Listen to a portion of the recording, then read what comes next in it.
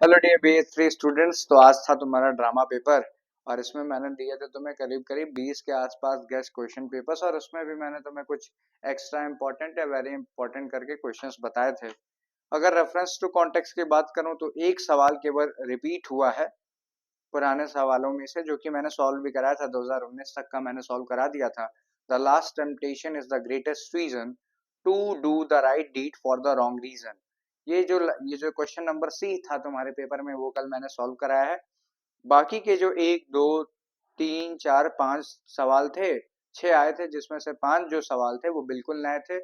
और इनके बारे में मैंने कहा भी था कि रेफरेंस टू कॉन्टेक्स्ट बिल्कुल नया ही आएगा, एक ही रिपीट हो सकता है और एक ही हो गया। लेकिन जिसको रिपीट होने के लिए मैंने कहा था वो बर्थडे पार्टी से था, इसमें से नहीं था। फिर यूनिट 2 पे आओ। यूनिट 2 में तुम्हारा desire under the elms by Eugene O'Neill के सवाल हैं। तो इसमें पहला सवाल है discuss symbols in desire under the elms. ये मेरे पीडीएफ में क्वेश्चन नंबर 3 था, जाके चेक कर सकते हो।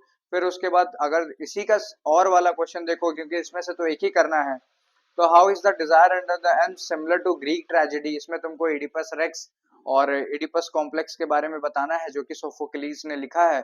ये भी मैंने जब शॉर्ट और फिंगर टिप वाली समरी कल एक रात को वीडियो अपलोड किया था, उसमें मैंने इसका जिक्र किया था, और ये क्वेश्चन नंबर 4 है मेरे पीडीएफ में।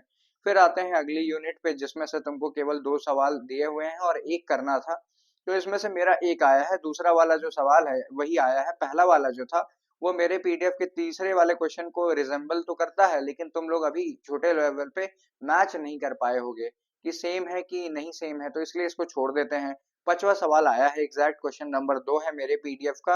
अगर तुम देखोगे मर्डर इन द कैथेड्रल का, तो discuss the dynamic significance of chorus in the play murder in the cathedral. तो सिग्निफिकेंस ऑफ कोरस पूछ लिया, जो कि दूसरा ही सवाल था। फिर आते हैं यूनिट नंबर 4 पे। यूनिट नंबर 4 जो है बर्थडे पार्टी की है, the birthday party bye Harold Pinter. इसमें जो छठा सवाल है, यानी कि जो पहला सवाल है, how is the birthday party a comedy of menace या फिर अपसर्डिस्ट। यहाँ पे ये जो पहला सवाल था मेरे पीडीएफ में बर्थडे पार्टी के, जहाँ पे बर्थडे पार्टी वाला सेक्शन था, उसमें पहला ही जो क्वेश्चन था वो यही था।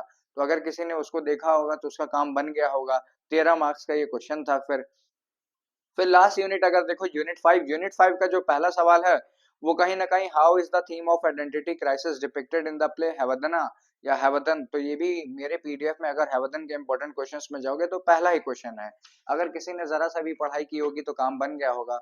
और लास्ट क्वेश्चन अगर देखें, जो कि तुम्हारा क्वेश्चन नंबर 9 बनेगा, तो Hayavadan represents the imperfections and incompleteness in people in this world. Elucidate यानी कि एक्सप्लेन करो, बहुत डिटेल में बताने को कहता है। इल्यूसिडेट का मतलब डिटेल में बताओ, क्योंकि लॉन्ग आंसर था। और ये करीब करीब तुम्हारे 12 नंबर का क्वेश्चन था, और ये क्वेश्चन नंबर 4 है। अगर तुमने हैवदन का पीडीएफ देखा होगा तो ये क्वेश्चन नंबर 4 होगा।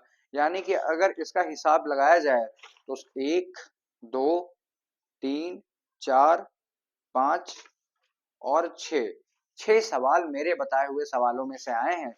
और अगर टोटल नंबर ऑफ सवाल देखे जाए तो 2 2 4 2 6 2 8 8 सवाल में से 6 सवाल मेरे पीडीएफ से आए हुए हैं।